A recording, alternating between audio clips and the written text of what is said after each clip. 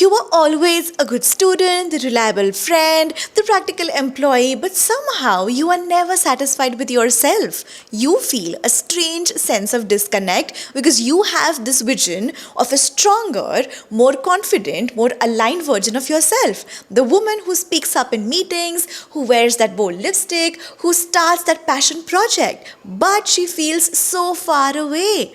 This gap, this feeling of being defined by your past while yearning for your future is something so many of us go through. We call it a glow up, but so often that just focuses on the outside.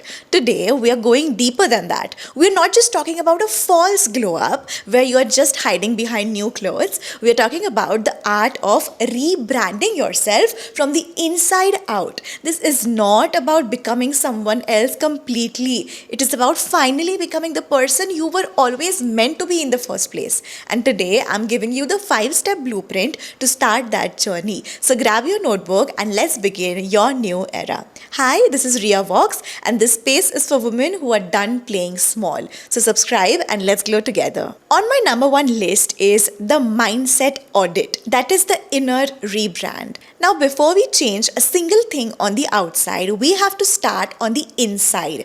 A rebrand that lasts is an internal decision before it's an external display, if you know what I mean. Psychologists call the discomfort you're feeling cognitive dissonance. This is a very recent term which I read somewhere. Cognitive dissonance. It is actually the stress that comes from holding two conflicting beliefs. One is the belief about who you are right now, and second is the vision of who you want to become. So these two beliefs is you're always going back and forth and you don't know what to do. So now our job is not to fight our old self. It is to get crystal clear on our future self. So here is your first exercise. I want you to create what I call is a future self avatar. Now you are going to write in present tense, okay, a detailed paragraph describing the woman you are becoming. Don't hold back. You can, have these prompts like how does she start her day? How does she handle stress? What are her boundaries like? How does she carry herself when she walks into a room? Let's say, for example, I am a woman who is calm and intentional. I nourish my body with healthy food and my mind with good books. I am disciplined with my finances and generous with my kindness. I speak my truth with grace even when it is difficult. So you can write a paragraph like this. Now this statement becomes your North Star. When I left my job in television news, I had to do this. My old identity was Aishwarya, the news anchor. It was safe, it was known, but it wasn't my future. I knew it. So I had to make a new statement. I'm Aishwarya, a creative entrepreneur, an educator who empowers people, and whatever I wrote in my paragraph. Now I had to read it and repeat it until it felt more real than my past.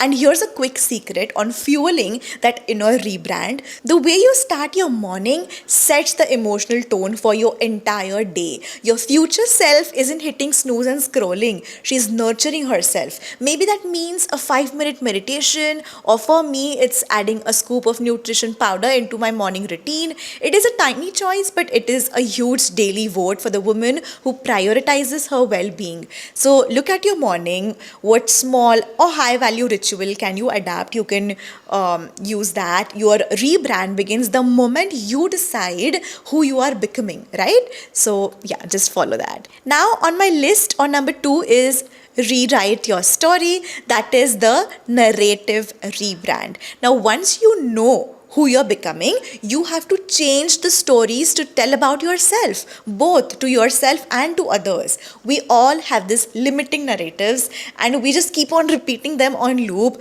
Oh, I'm not just a morning person. I'm terrible with money. I'm too shy to network. Yeah. And these stories are the chains that keep you tied to your freaking old identity. Now it is time to become a conscious editor of your own life story. Your next exercise, which I'm giving you, and a lot of exercises in this video, is old story versus new story chart. You have to create a chart, okay, with two columns, old story and new story. Draw a line on a page. On the left, write down all the limiting stories to tell about yourself. Be brutally honest, all right? And on the right side, and on the right side, you are going to rewrite every single one. Let's say, for example, your old story is I always procrastinate on important tasks. So your new story will be I am becoming a person who acts with discipline and focus. Maybe your old story is I'm not the kind of person who can pull off that style. Your new story will be I'm exploring my personal style and expressing myself with confidence. Now, this is not about lying, it is about shifting your focus from a past behavior to a future intention. The next time someone asks you about your career, instead of just saying, oh, I'm just working in accounts, try and saying, I'm currently in finance and I'm also exploring passion for creative writing. You control the narrative. Start telling a better one. Now, in my list on number 3 is curate your vessel. That is the physical rebrand. Okay, now that our inner world is shifting, we can begin to align our outer world. This is the fun part, but it has to be done with intention, all right? Your appearance is a form of communication. It is the signal you send to the outside world and also, of course, to yourself about who you are. So I want you to think of yourself not as a consumer, all right, but as a curator. Curate your style. Create a private Pinterest board for your new era. Pin outfits, aesthetics, and colors that resonate with your future self avatar. So, after a week, look for patterns. Choose 3 to 5 words that define this new style. Maybe it's elegant, minimalist, powerful, colorful, vibrant, whatever suits your personality, whatever you want to become.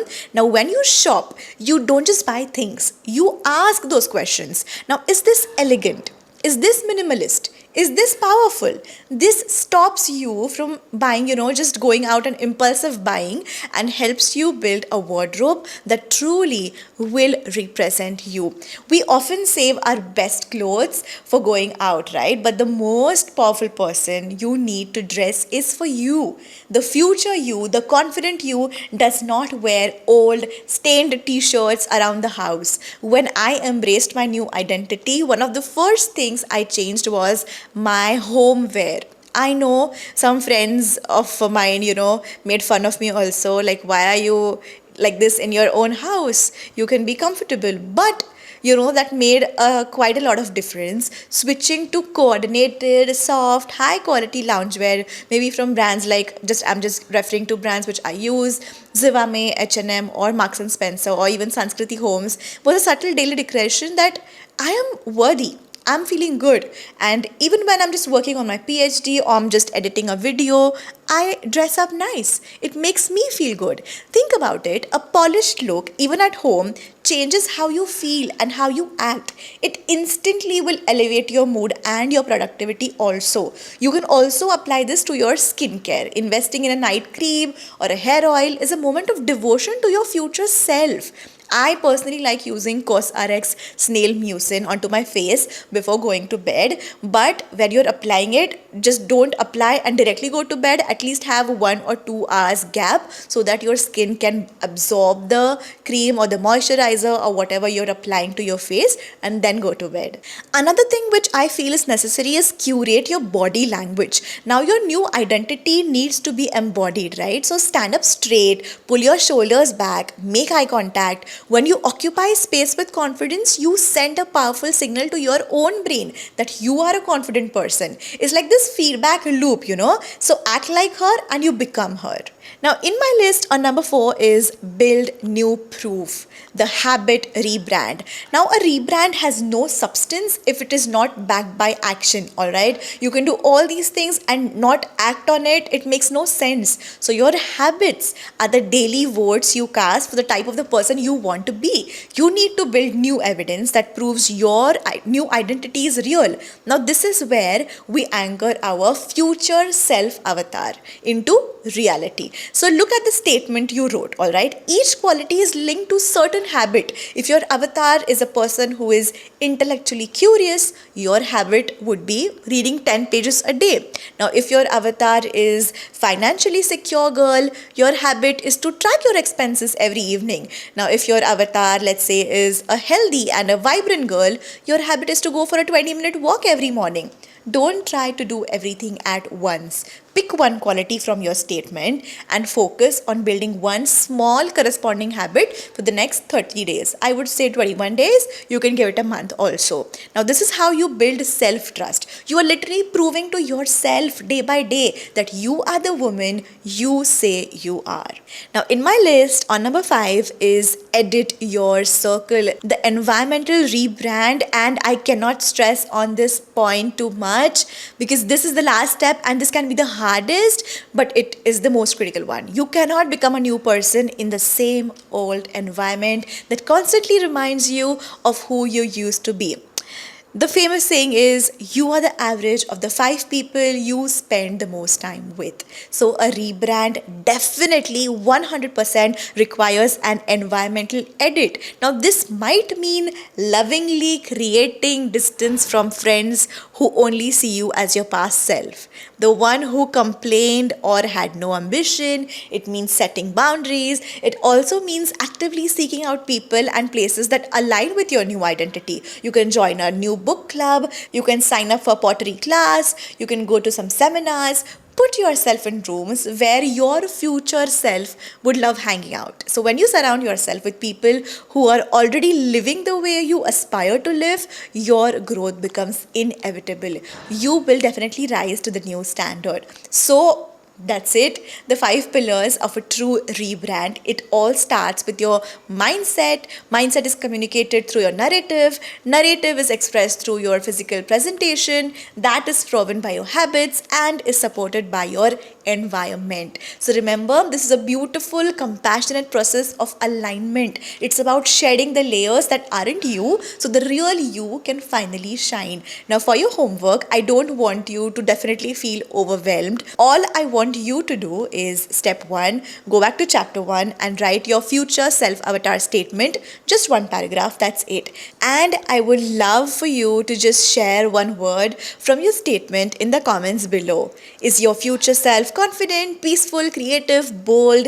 Let's fill in the comments with the incredible woman we all are stepping into becoming. That was it. Thank you so much for spending this time with me. I'm so excited for your new era to begin. I'll see you next time. Bye.